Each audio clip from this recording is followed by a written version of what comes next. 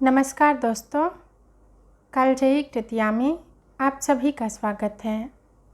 आज मैं लेकर आई हूँ आर.के. नारायण द्वारा रचित कहानी सेल्वी। आइए सुनते हैं। संगीत कार्यक्रम समाप्त होते ही दर्शक मंच पर चढ़ जाते और ऑटोग्राफ लेने के लिए चारों ओर से घेर लेते, हिलने ही न देते। तब मोहन धीरे धीरे दरवाजे की ओर बढ़ता और पीछे घूमकर पुकार कर कहता, सेल्वी जल्दी करो, ट्रेन छूट जाएगी। वह कह सकती थी कि अभी बहुत समय है, लेकिन उसे मोहन का विरोध करने की आदत नहीं थी और इससे मोहन को उस पर अपने अधिकार की बात बताने का अवसर भी मिल जाता। इसलिए वह ऐसा कोई भी अवसर कभी नहीं छोड़ता था। फिर जब प्रशंसक का दल उन्हें, खासतौर पर सेल्वी को, कार तक पहुंचाने के लिए आगे बढ़ता तो वह मजाक के लहजे में जोर से कहता, इन्हें स्वतंत्र छोड़ दिया जाए तो यह दुनिया भर के लोगों को हस्ताक्षर ही देती रहेंगी, उठेंगी ही नहीं, समय की कीमत ही नहीं है इन्हें। जनता सेल्वी को विशिष्ट मानवीय प्रतिभा समझती थी, लेकिन मोहन ही उसके व्यक्तिगत जीवन से परिचित था। जब उसने उसे पहली दफ़ा देखा तो कहा, असुंदर तो नहीं है, लेकिन कुछ सजावट मांगती है। उसकी भौहें जो पहले बिखरी हुई थीं, अब तराश कर गोल कर दी गईं। त्वचा का रंग, जिसे गोरा नहीं कहा जा सकता, बस बीच का ही था। उसे और निखारने के लिए मोहन ने बिल्कुल सही शेड की क्रीम और टिल्कम पाउडर ढूंढ निकाला, जिनको आँखों और गालों पर लगाकर वह बहुत आकर्षक लगने लगती थी। मोहन यह भी नहीं चाहता था कि दूसरे यह कहें कि प्रसाधनों का बहुत ज़्यादा इस्तेमाल किया गया है। वह महात्मा गांधी का भक्त रहा था, कई साल जेलों में गुजारे थे और हाथ से बुनी खादी के कपड़ों के अलावा और कुछ नहीं पहनता था तथा विलास से कोसों दूर रहता था। और तब वह अपनी पत्नी को भी किसी आधुनिक वस्तु या साज सज्जा का उपयोग नहीं करने देता था। लेकिन कुछ समय बाद सिंगापुर के अपने एक परिचित से, जो सेल्वी का विशेष प्रशंसक था, उसे प्रसाधन की कुछ विशेष सामग्रियां प्राप्त हो गई थीं, जो सेल्वी के लिए बहुत उपयोगी सिद्ध हुई। परिचित ने इस तथ्य को गुप्त रखने का भी भरोसा दिया था। सेल्वी जब मंच पर आती तब सांवली न लगकर बहुत चमकदार लगती थी और यह बात लोगों में चर्चा और बहस का विषय बन जाती कि पता नहीं उसकी त्वचा का असली रंग क्या है। उसके जीवन और व्यक्तित्व के हर पहलू पर लोग तरह तरह के कयास लगाते। जहाँ भी चार लोग इकट्ठे होते यही बात करते। खास तौर से बॉर्डलेस रेस्तरां में, जहाँ नियमित रूप से आने वाले अपनी मेज़ों पर कॉफ़ी पीते हुए शहर की सब सूचनाओं का आदान प्रदान करते थे। रेस्तरां का मालिक कैश काउंटर पर बैठा ये सब बातें, खास तौर से सेल्वी से संबंधित बातें ध्यान से सुनता रहता। वह भी उसका एक भक्त था, दूर से ही सही, और वह अक्सर सोचता, देवी लक्ष्मी ने मुझे बहुत कुछ दिया है। धन और समृद्धि के क्षेत्रों में मुझे अब कुछ भी नहीं चाहिए, लेकिन दूसरी देवियों जैसे सरस्वती की मुझ पर कृपा अभी नहीं हुई है। जो आज हमारे बीच सेल्वी जैसी देवी गायिका के रूप में आ तो गई है, काश वही कभी मेरे हाथों से कॉफ़ी और मिष्ठान्न स्वीकार करती तो कितना अच्छा होता। लेकिन जब भी मैं उसके लिए कुछ भेंट लेकर जाता हूँ, तब यह मोहन ही दरवाजे पर उसे मुझसे ले लेता है और सूखा धन्यवाद देकर मुझे टरका देता है। वर्मा उन हजारों लोगों में एक था जो सेल्वी का प्रशंसक था, लेकिन उसे दीवालों से घिरे एक किले में रखा जाता था। यही शायद उसका भाग्य था कि मानो बंद कमरों की जेल के भीतर रहे या बाहर दुनिया में हो, तो वहाँ भी इस जेलर की निगरानी में ही सब कुछ करे। वह एक क्षण के लिए भी उसे अकेला नहीं छोड़ता था। किसी के साथ जाने की बात तो दूर रही। वह 2 दशक से मोहन के साथ रह रही थी और उसके सामने कभी भी किसी से उसकी बात नहीं हुई थी। लोग सारे दिन उसके दर्शन करने आते रहते थे, लेकिन बहुत कम उसके समीप तक पहुंच पाते थे। कुछ से पहली मंजिल पर ही बात कर ली जाती, कुछ का भीतर आंगन में स्वागत कर लिया जाता, कुछ को सीढ़ियों के दरवाजे तक पहुंचने का अवसर प्रदान किया जाता, लेकिन ऐसा कोई न था जो उसके पास तक जा सकता था। सबको मोहन के सेक्रेटरी या सेक्रेटरी के भी सेक्रेटरी से मिलकर ही लौट आना पड़ता। परंतु कुछ चुने हुए व्यक्तियों को ऊपर हॉल में बहुत आडंबरपूर्वक ले जाकर गद्देदार सोफ़ों पर बिठाया जाता। सामान्य लोगों को बैठने के लिए कुर्सियां नहीं दी जाती थी। वे इधर उधर पड़े स्टूलों पर चाहे तो बैठ सकते थे और जब तक चाहें इंतज़ार करते रह सकते थे और जब चाहें घर वापस जा सकते थे। उनका घर ईस्ट इंडिया कंपनी के ज़माने की एक बड़ी सी इमारत थी, जिसमें मीनारें, खंभे और बड़े बड़े दालान थे। यह कभी सर फ्रेडरिक लॉली का निवास स्थल था, जिनकी मूर्ति शहर के चौराहे पर लगी थी, जिनके यहाँ 40 नौकरों की फ़ौज 2 मंजिलों में बने 6 बड़े बड़े हॉलों की सफाई करती थी, जिनके लंबे ऊंचे दरवाजे, गोथिक खिड़कियाँ और वेनिस नमूने के शटर्स थे और जो शहर के मेम्पे हिल्स जाने वाली सड़क पर 5 मील दूर कई एकड़ के विस्तार में फैला था। इसके मैदान में बड़े विशाल दरख्त थे, जिनमें से विशेष रूप से एक एल्म का पेड़ या पता नहीं यह ओक का पेड़ था या बीज का, फाटक पर बड़ी शान से लगा था, जिसका बीज स्वयं सर फ्रेडरिक इंग्लैंड से लाए थे और जिसके बारे में कहा जाता था कि सारे देश में यह अपने ढंग का अकेला पेड़ है। इस बंगले में कोई नहीं रहता था, क्योंकि कहा जाता था कि सर फ्रेडरिक का भूत इसमें रहता है और भी बहुत सी अजीबोगरीब कहानियाँ इसके बारे में कही जाती थीं। जब 1947 में अंग्रेज़ों ने भारत छोड़ा, तब से यह इमारत खाली पड़ी थी। मोहन ने पहले इसे हथियाने की कोशिश की। कहा, मैं कोशिश करता हूँ। गांधी जी की अहिंसा ने देश से अंग्रेज़ों को भगा दिया। मैं उनका शिष्य हूँ और देखता हूँ कि उसी तरीके से इस बंगले के भूत को भगा सकता हूँ या नहीं। उसे इसके लिए पैसा भी मिल गया। सेल्वी ने एक फिल्म स्टार के गानों को अपनी आवाज़ दी, तो इसकी फ़ीस के रूप में सेल्वी के गानों पर वह अपने ओठ ही चलाता था और इससे उसे भी ज़बरदस्त ख्याति प्राप्त हो गई। लेकिन इसके बाद मोहन ने निश्चय कर लिया कि किसी और अभिनेता को वह सेल्वी की आवाज़ नहीं लेने देगा। मैं सेल्वी को उसके अपने गुणों के सहारे स्वतंत्र रूप में ही खड़ा करूँगा। किसी मोटे अभिनेता के गायन की डमी के रूप में उसे नहीं काम करने दूंगा। इसके बाद धीरे धीरे योजनापूर्वक प्रचार द्वारा और मुँह दर मुँह उसकी प्रशंसा फैलाकर हर पत्रकार और महत्वपूर्ण संगीत समीक्षक का किसी न किसी उपाय से सहयोग प्राप्त करके उसने सेल्वी को प्रतिष्ठा की इस सर्वोच्च सीढ़ी तक पहुंचा दिया था। सालों की मेहनत का परिणाम था यह। अंत में जब सफलता उसके पैरों को चूमने लगी, तो उसके नाम में एक विशेष आकर्षण पैदा हो गया और हर हफ्ते किसी न किसी पत्रिका में उसका चित्र प्रकाशित होने लगा। हर जगह से उसकी मांग आने लगी। देश भर से संगीत कार्यक्रमों के आयोजकों की मोहन के दफ्तर में भीड़ लगी रहने लगी। किसी से वह कहता, आप अपना प्रस्ताव मेरे सेक्रेटरी के पास छोड़ जाइए, मैं अगली तिमाही का कार्यक्रम निश्चित कर आपको सूचित कर दूंगा। दूसरे से कहता, मेरा कार्यक्रम 1982 तक के लिए बुक है। अगर 1981 में किसी ने अपना प्रोग्राम कैंसिल कर दिया तो मैं देखूंगा कि क्या किया जा सकता है। मुझे आप अक्टूबर 1981 में याद दिलाएं, तभी मैं निश्चित उत्तर दे सकूंगा। बहुत से प्रोग्राम वह इसी कारण अस्वीकार कर देता कि सेल्वी की महत्ता बनी रहे। जब भी वह किसी का कार्यक्रम स्वीकार करती तो प्रार्थी या इसे याची कहें कृतज्ञ महसूस करता, भले ही फीस बहुत ज़्यादा क्यों न हो, जिसका आधा उसे कैश के रूप में और बिना किसी रसीद के तत्काल देना पड़ता था। वह कभी कभी अपनी कार्यावधि बदल भी देता था। वह कहता कि इस प्रोग्राम से होने वाली सारी आमदनी किसी फैशनेबल समाजसेवी संस्था को दान में दी जाएगी, जिसके साथ देश के महत्वपूर्ण व्यक्तियों के नाम भी जुड़े हों। वह फीस के रूप में तो कुछ नहीं लेता था, लेकिन खर्चों की रकम कैश में लेता था, जिससे उसकी पूरी भरपाई हो जाती थी।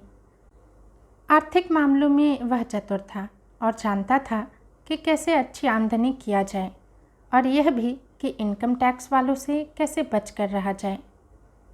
वह बंगले के बरामदे या लॉन में हाथ पीछे बांधे टहलता रहता और सोचता रहता कि कैसे क्या किया जाए जिससे लोग और पैसा सब उसके काबू में रहें। टहलते टहलते वह अचानक रुक जाता, अपनी सेक्रेटरी को बुलाकर कोई चिट्ठी या मजमून डिक्टेट कराता या फ़ोन उठाकर किसी से देर तक बात करता रहता। धंधे से जुड़े कामों के सिवा वह जनसंपर्क पर भी विशेष ध्यान देता और सब महत्वपूर्ण पार्टियों में शामिल होने के अलावा अपने लॉली टेरेस में भी शानदार पार्टियां आयोजित करता, जिनमें जाने माने स्त्री पुरुषों को बुलाता और खिलाता पिलाता। उसके अतिथियों में अक्सर विदेशी भी होते और उसकी दीवारों पर सेल्वी को लिए उसके अनेक प्रख्यात व्यक्तियों के साथ फ़ोटो टंगे थे, जैसे टीटो, बुल्गानिन, यहूदी मिनुहिन, जॉन कैनेडी, नेहरू परिवार के लोग, पोप, चार्ली चैपलिन, योगी, खिलाड़ी, राजनेता इत्यादि, जिनके साथ विशेष अवसरों पर ये फ़ोटो लिए गए थे। बॉर्डलेस रेस्तरां में सेल्वी की प्राइवेट ज़िंदगी के बारे में तरह तरह के अनुमान लगाए जाते थे। मेजों पर चलती बातचीत से वर्मा को पता चला था कि विनायक मुदाली स्ट्रीट के पीछे की गली में सेल्वी को उसकी माँ ने पाला था। छोटा सा घर था जिसकी टाइलें उखड़ रही थी। पास में इतना पैसा नहीं था कि इन्हें बदलवाया जाए या छत की टाइलों को ही काम चलाऊ ठीक करा लिया जाए। माँ ने ही उसे संगीत सिखाया था और उसका भाई और छोटी बहन संगत करते थे। तब मार्केट स्ट्रीट पर मोहन की एक फ़ोटो की दुकान थी। एक दफ़ा सेल्वी को स्कूल में गाने के लिए पहला इनाम मिला तो उसकी माँ स्कूल के मैगजीन के लिए फ़ोटो खिंचाने उसे लेकर यहाँ आई। फिर मोहन ने कभी कभी उसके यहाँ जाना शुरू कर दिया, जैसे परिवार का हित चिंतक हो, जहाँ घर की अकेली कुर्सी पर बैठकर वह कॉफ़ी पीता और इस तरह व्यवहार करता जैसे उन सबको सही राय और सहायता देना उसी का काम है। कभी कभी वह सेल्वी से गाने के लिए भी कहता और कुछ देर बाद गाना सुनते हुए कुर्सी से उठकर ज़मीन पर पालथी मारकर और आंखें बंद कर इस तरह बैठ जाता मानो वह उसके संगीत में पूरी तरह डूब गया है और यह दिखाता जैसे इतने अच्छे कलाकार का गाना ऊंची कुर्सी पर बैठकर सुनना ज़बरदस्त अपराध है। हर रोज़ वह परिवार की कुछ न कुछ सेवा करता और इस तरह कुछ समय में उसने घर का सारा इंतजाम अपने ऊपर ले लिया। अब बोर्डलेस में कोई निश्चित रूप से यह नहीं बता पाता था कि किस दिन से उसने सेल्वी को अपनी पत्नी बताना शुरू कर दिया या कब, कहाँ और किस प्रकार उनकी शादी हुई थी। उसकी माँ, भाई और बहन 6 बड़े बड़े कमरों के भवन में जाते तो दांत काट काट कर उसकी ऊंची ऊंची छतों और खंभों को देखते फिरते, लेकिन सेल्वी ने कोई विशेष प्रतिक्रिया व्यक्त नहीं की। वह इसमें ऐसे निरपेक्ष होकर घूमती जैसे किसी म्यूजियम में घूम रही है। शुरू में मोहन को इससे बहुत निराशा हुई। उसने पूछा, तुम्हें यह मकान कैसा लगा? तो सेल्वी ने जवाब में इतना भर कहा, काफ़ी बड़ा है। उसने सेल्वी को हर कमरे और बरामदे में ले जाकर घुमाया और मकान का रोचक इतिहास, भूत की बात छोड़कर भी बताया, लेकिन वह चुपचाप सुनती रही, कोई रुचि नहीं दिखाई, जैसे उसका मन यहाँ नहीं कहीं और था। वे कंपनी के दिनों की उन विशालकाय कुर्सियों पर बैठे थे जिन्हें चूँकि साथ नहीं ले जाया जा सकता था, इसलिए यहीं छोड़ दिया गया था। उसने इस विशाल शानदार फर्नीचर के बारे में भी, जिन पर वह बैठी थी, कुछ नहीं कहा। बाद में संगीत के सैकड़ों कार्यक्रमों में उसे प्रस्तुत करने के बाद मोहन को ज्ञात हुआ कि वातावरण से अछूते रहना वास्तव में उसका स्वभाव ही है। सच्चाई यह थी कि कोई भी स्थान हो, महल या 5 तारा होटल में शानदार कमरे जिनमें अनेक सेवक तैनात रहते थे, या छोटा सा कस्बा या गांव का घर हो जहां न कोई सुविधा है न प्राइवेसी, सब जगह वह प्रसन्न और संतुष्ट रहती थी और कार्यक्रम में जाने के लिए ठीक समय पर नहा धोकर जरूरी साज सज्जा के साथ तैयार रहती थी। ज़्यादातर वह यह भी नहीं जानती थी कि उसे गाने के लिए कहाँ ले जाया जा रहा है, न यह पूछती थी कि इस कार्यक्रम की क्या फीस मिली है। जब भी मोहन कहता सामान बांधो और तैयार हो जाओ, तो वह तुरंत बक्स में अपने कपड़े और साज सज्जा का सामान तथा टॉनिक की शीशियाँ रखकर तैयार हो जाती। वह कभी यह न पूछती कि कहाँ जा रहे हैं। जब उससे कहा जाता कि रिजर्व सीट में बैठना है या अगले ही स्टेशन पर उतरना है तो वह उसी तरह तैयार रहती। वह न कुछ पूछती थी, न कुछ मांग करती थी और न शिकायत करती थी। लगता था कि वह न कुछ देख रही है न अनुभव कर रही है। वह अपने ही भीतर किसी गुप्त भाव या गीत की धुन में लीन है। चौथाई सदी में वह राष्ट्रीय ख्याति की गायिका बन गई और देश तथा देश के बाहर दूर दूर तक घूम आई। उसे संगीत की देवी कहा जाने लगा।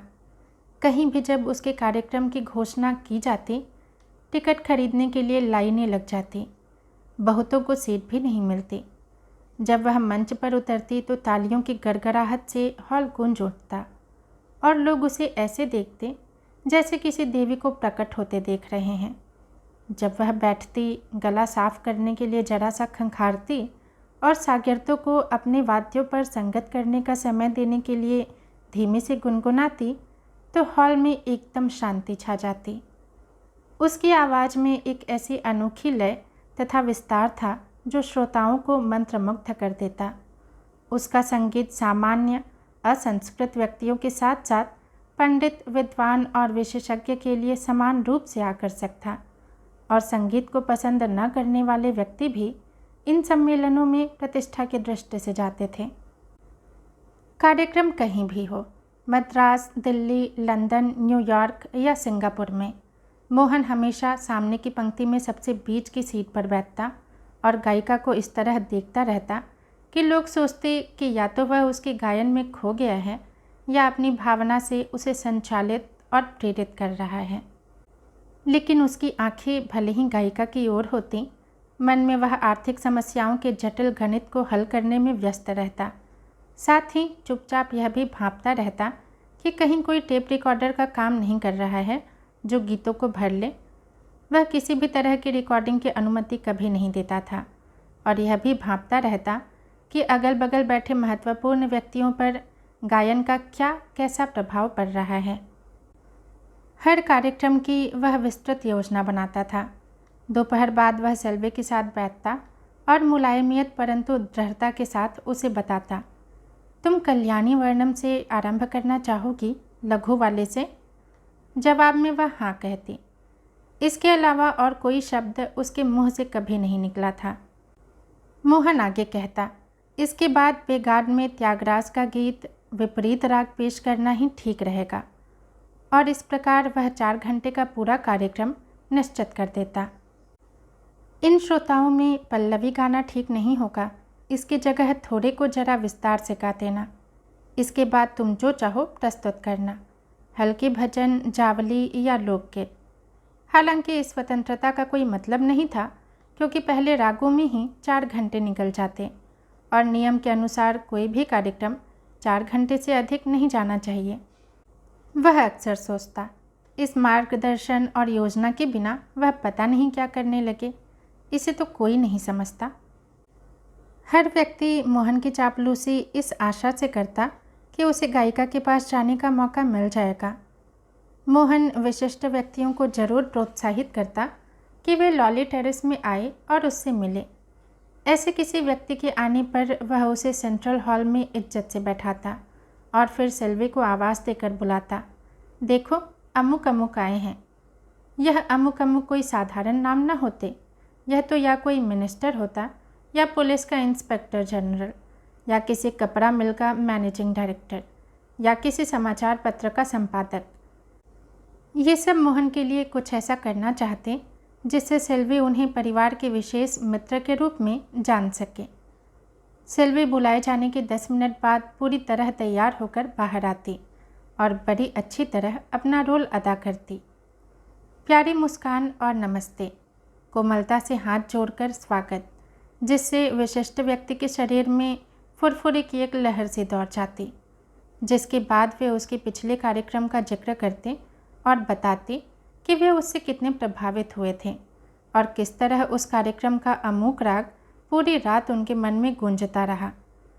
इस प्रशंसा के उत्तर में सेल्वी बहुत उपयुक्त यह उत्तर देती, मुझे खुशी है कि आप जैसी योग्यता के व्यक्ति को मेरे छोटे से गीत से आनंद प्राप्त हुआ है। मैं इससे बहुत सम्मानित अनुभव करती हूँ।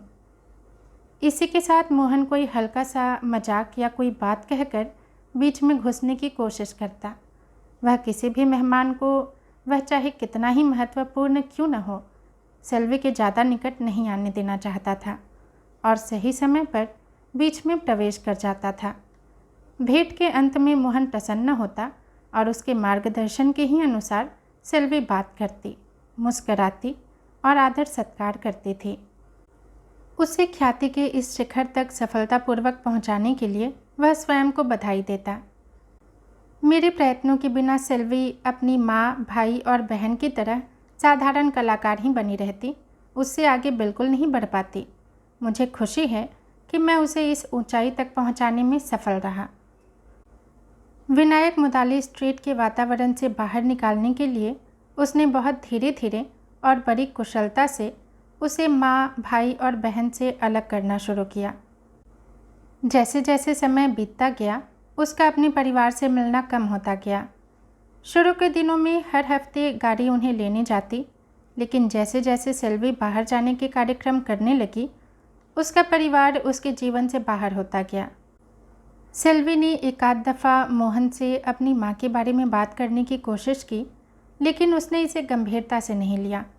कहा, वे ठीक ही होंगी, मैं उन्हें बुलाने की कोशिश करूँगा, लेकिन अब समय ही कहाँ है। जब कभी हमें यहाँ 3 दिन रहने को मिलेंगे तो मैं उन्हें बुला लूँगा। इतना समय उन्हें बहुत कम ही मिलता था। ज़्यादातर वे रेल या कार से वापस आते और 24 घंटे के भीतर ही कहीं और जाने के लिए रवाना हो जाते। फिर जब कभी उन्हें समय भी मिलता और वह माँ का जिक्र भी करती तो मोहन गुस्से से कहता, ठीक है, मैं मणि को विनायक मुदाली स्ट्रीट भेजूँगा, लेकिन कभी और, अभी नहीं। मैंने गवर्नर साहब को कल लंच के लिए निमंत्रित किया है और वे तुम्हारा गाना सुनना चाहेंगे, सिर्फ आधा घंटा। उसके दूसरे दिन सेल्वी हिचकते हुए कहती और वह उसकी बात अनसुनी करके टेलीफोन करने चला जाता। सेल्वी समझ जाती और इसके बाद फिर कभी माँ की चर्चा नहीं करती, लेकिन वह मन ही मन घुटती रहती। मैं अपनी माँ से भी नहीं मिल सकती, उसके अलावा और कौन था जिससे वह अपने मन की बात कह सके। मोहन ने समझ लिया कि अब उसने माँ की बात करना बिल्कुल बंद कर दिया है, तो वह यह सोचकर प्रसन्न हुआ कि सेल्वी अपने इस मोह से उबर चुकी है। यह बहुत अच्छी बात है, कोई बच्चा ही अपनी माँ के लिए मचलता है। उसने फिर अपनी पीठ ठोकी कि वह सेल्वी को सही ढंग से चला रहा है। इस तरह महीने और फिर साल गुजरते चले गए। सेल्वी ने इसका हिसाब नहीं रखा था। वह मशीन की तरह जो उससे कहा जाता उस पर आचरण करती रहती और संगीत के कार्यक्रम प्रस्तुत करती रहती। जब उसकी माँ की मृत्यु हुई तब वह कलकत्ता में थी और यहाँ एक के बाद एक कार्यक्रमों में भाग ले रही थी। जब उसे यह समाचार मिला तब उसने होटल के कमरे से बाहर निकलने से इनकार कर दिया और सब कार्यक्रम रद्द कर देने को कहा। मोहन जब कमरे में उसे समझाने गया तो उसके बिखरे बाल और लगातार बह रहे आंसू देखकर चकित रह गया। रेल यात्रा के दौरान वह खिड़की से बाहर ही देखती रही और बातचीत में लगाने के मोहन के सब प्रयत्न व्यर्थ हुए। उसे सेल्वी के इस व्यवहार पर आश्चर्य हो रहा था। यद्यपि वह ज़्यादा बात कभी नहीं करती थी, लेकिन बातों को सुनती जरूर थी और कभी कभी बीच में एक आध शब्द बोल भी देती थी।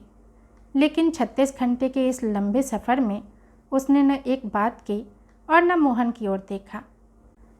घर पहुंचकर मोहन ने उसे तुरंत विनायक मुदाली स्ट्रीट पहुंचाने का प्रबंध किया और शोक व्यक्त करने स्वयं भी उसके साथ गया, यह सोचकर कि सेल्वी को अच्छा लगेगा। लेकिन यहाँ के वातावरण में सफ़ेद खादी के इस्त्री किए हुए कपड़े पहने मोहन बहुत अच्छा नहीं लग रहा था। उसकी कार ने गली का आधा हिस्सा घेर लिया। सेल्वी की बहन ने शादी कर ली थी और कई बच्चों के साथ सिंगापुर में रहती थी। वह नहीं आ सकी थी। उसके भाई का भी पता नहीं था कि कहाँ है। एक पड़ोसी ने आकर माँ की मृत्यु का विवरण दिया और बताया कि उसने ही उसका दाह संस्कार आदि सब कार्य संपन्न कराया है। मोहन ने उसकी यह लंबी कहानी रोकने की भी कोशिश की, क्योंकि वह नहीं चाहता था कि कोई गैर आदमी सेल्वी से सीधे बातचीत करे। लेकिन सेल्वी ने मोहन से कहा, आप चाहें तो टेरेस वापस जा सकते हैं, मैं यहीं रहूँगी। मोहन को उससे इस तरह बात करने की उम्मीद नहीं थी। उसे समझ नहीं आया कि क्या जवाब दे। बोला, कोई बात नहीं, ठीक है, मैं बाद में गाड़ी भेज दूँगा। कब भेजूँ गाड़ी? कभी नहीं, अब मैं पहले की तरह यहाँ रहूँगी। यह कैसे हो सकता है, इस गली में? परंतु सेल्वी ने इस बात पर ध्यान नहीं दिया। वह बोली, माँ मेरी गुरु थी, यहीं उसने मुझे संगीत की शिक्षा दी और वह यहीं मरी। मैं भी यहीं रहूँगी और यहीं मेरा देहांत होगा। जो उसके लिए अच्छा था वह मेरे लिए भी अच्छा है। मोहन ने उसे इतना कठोर और वाचाल कभी नहीं पाया था। इतने सालों तक वह इतनी शांत और आज्ञाकारी थी कि जो उससे कहा जाता है उससे ज़्यादा कुछ वह कह और कर सकेगी, इसकी आशा ही नहीं थी। मोहन थोड़ी देर ठहर कर इंतज़ार करता रहा कि शायद उसका दिमाग बदल जाए। इसी के साथ पड़ोसी बड़े विस्तार से माँ के अंतिम समय पर क्या और कैसे उसे करना पड़ा यह कथा सुनाते चला जा रहा था। मुझे पता नहीं था कि तुम कहाँ हो और कैसे तुम्हें खबर भेजूं, इसलिए हम ही उसे नदी पर लेकर गए। चिता तैयार की और मैंने ही अग्नि दी और फिर राख सरियों में प्रवाहित कर दी। मैं उसे बचपन से जानता था, चाची कहकर पुकारता था, और जब तुम संगीत का अभ्यास करती थी मैं सामने पालथी मारकर शांति से सुनता रहता था। हालांकि बाद में जब तुम्हारे कार्यक्रम होने लगे तब मैं तुम्हारे पास भी नहीं जा सकता था, न मेरे पास टिकट खरीदने के पैसे होते थे। मोहन परेशानी से यह सब देखता रहा। सेल्वी ने अब तक एक निश्चित सीमा से आगे बढ़ने की कोशिश नहीं की थी। उसने अब न किसी से बात की थी, न किसी कंपनी का प्रोग्राम खत्म हो जाने के बाद 1 मिनट भी वहाँ रुकी थी। आज उसका व्यवहार बिल्कुल भिन्न था। आज उसने मोहन के इशारे की उपेक्षा की थी और पड़ोसी जो सब बताता जा रहा था उसे ध्यान से सुन रही थी, जिससे उसे भी लग रहा था कि वह परिवार के कुछ काम आया। काफ़ी इंतजार के बाद मोहन चलने के लिए उठा। पूछा, तुम्हें यहाँ क्या क्या भेज दूँ? कुछ नहीं, उसने उत्तर दिया। मोहन ने देखा कि उसने अपने कपड़े उतार कर एक पुरानी साड़ी पहन ली है और जेवर वगैरह भी उतार दिए हैं। क्या मतलब है तुम्हारा? कुछ ज़रूरत नहीं होगी? मुझे कुछ नहीं चाहिए। फिर कैसे रहोगी तुम? कोई उत्तर नहीं आया। फिर उसने धीरे से पूछा, और भोपाल में कई कार्यक्रम हैं, उन्हें तारीख बदलने के लिए कह दूँ? जो चाहो करो। इसका क्या मतलब हुआ? इस प्रश्न का भी कोई उत्तर नहीं आया। वह बाहर निकला और कार पर बैठकर चला गया। अब तक कार के इर्द गिर्द जो भीड़ इकट्ठी हो गई थी वह अब सेल्वे की ओर मुड़ी। वह उसे एकटक देखने लगी। अब तक जो सबके लिए बहुत दूर की चीज़ थी, ऐसा महल था जिसमें कोई घुस नहीं सकता था, जो सबके लिए अब तक एक कहानी थी, एक रहस्य थी। किसी ने कहा, तुम अंतिम समय में अपनी माँ से मिलने क्यों नहीं आई? वह तुम्हें बहुत याद करती थी। यह सुनकर वह फूट फूट कर रोने लगी। 3 दिन बाद मोहन फिर वहाँ आया। बोला, 30 तारीख को दिल्ली यूनिवर्सिटी तुम्हें मानद उपाधि देने जा रही है। यह सुनकर उसने जरा सा सिर हिलाया। प्रधानमंत्री स्वयं अध्यक्षता करेंगे। काफ़ी दबाव पड़ने पर उसने बस इतना ही कहा, अब मुझे इस सब में मत घसीटो, मुझे अकेला छोड़ दो। अब मैं अकेली ही रहूँगी, मुझे कुछ भी अच्छा नहीं लगता। सिर्फ इसमें चली चलो, इसके बाद जो चाहो करना। वहाँ न जाना ठीक नहीं होगा। सिर्फ 1 दिन दिल्ली में, फिर तुरंत वापस लौट आएंगे। और अगले महीने के लिए तुमने ग्रामोफोन रिकॉर्डिंग का भी कॉन्ट्रैक्ट साइन किया था। उसने कोई जवाब नहीं दिया। उसकी आंखों से लगता था कि यह उसका मसला नहीं है। इससे मुझे बहुत परेशानी हो जाएगी, सिर्फ यह वायदा पूरा कर दो। चारों तरफ इकट्ठी भीड़ में जो उसकी एक एक बात बड़े ध्यान से सुन रहे थे, सेल्वे से बात करना कठिन हो रहा था। वह चाहता था कि अकेले में बात करने का मौका मिले, लेकिन इस घर में एक ही कमरा था जहाँ सब लोग आते जाते और बैठते रहते थे। अगर वह अकेली मिल जाए, या तो वह उसे मना लेगा या उसकी गर्दन मरोड़ देगा। वह बहुत दुखी और निराश था और अचानक घर छोड़कर चला गया। 1 सप्ताह बाद वह फिर लौट आया, लेकिन कोई लाभ नहीं हुआ। सेल्वी ने न उसका स्वागत किया न लौट जाने को कहा। मोहन ने उसे गाड़ी में आने को कहा। इस दफ़ा वह छोटी कार लेकर आया था। उसने इनकार कर दिया। आखिरकार वह औरत काफ़ी बूढ़ी हो गई थी। वह सोचने लगा, यह आदमी उसकी ज़िंदगी बर्बाद कर देगा। उसने शोक मनाने के 4 हफ्ते सेल्वी को दिए और इसके बाद फिर आया। इस बार उसने देखा कि घर भरा पूरा है, बाहर तक भीड़ लगी है। इनके सामने हाथ में तंबूरा लिए सेल्वी इस तरह गा रही है जैसे किसी बड़े हॉल में होने वाले कार्यक्रम में गा रही हो। साथ में संगत करने के लिए कहीं से एक वायलिन वादक और तबलची भी आ गए हैं। यह अपनी कला का गलत इस्तेमाल कर रही है, मोहन ने सोचा। सेल्वी ने उसे देखकर कहा, आओ बैठो। मोहन एक कोने में बैठ गया। थोड़ी देर सुनता रहा, फिर चुपचाप निकलकर चला गया। इसके बाद वह जब भी यहाँ आता उसे इसी तरह लोगों के सामने गाते देखता। यह खबर चारों ओर फैल गई कि वह मुफ्त में संगीत सुनाती है, तो दूर दूर से लोग कारों, साइकिलों पर और पैदल उसे सुनने यहाँ आने लगे।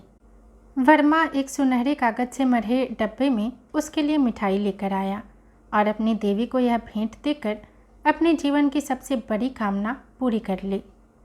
सेल्वी किसी से बेकार की कोई बात नहीं करती थी। वह हमेशा चुप और जैसे अपने ही भीतर डूबी रहती और कौन आता है या कौन जाता है इस पर ध्यान नहीं देती थी। मोहन ने सोचा कि रात को शायद उससे अकेले में बात करने का अवसर मिलेगा। एक दिन रात को 11 बजे उसने अपनी गाड़ी मार्केट रोड पर खड़ी की और पैदल विनायक मुदाली स्ट्रीट में घर तक पहुंचा। दरवाजे पर उसने धीरे से आवाज़ दी, सेल्वी, यह मैं हूँ, तुमसे बात करने आया हूँ, दरवाज़ा खोलो। उसकी आवाज़ में याचना भरी थी जो अंधेरे घर में गूंज गई। सेल्वी ने खिड़की को धीरे से खोला और दृढ़ता से कहा, चले जाओ, इस समय किसी के घर आना ठीक नहीं है। मोहन की आवाज़ गले में ही अटक गई। कृतघ्न औरत, कहते हुए वह वापस लौट पड़ा। दोस्तों, कहानी यहीं समाप्त होती है। यदि पसंद आई हो तो लाइक करें और चैनल को सब्सक्राइब भी ज़रूर करें। धन्यवाद।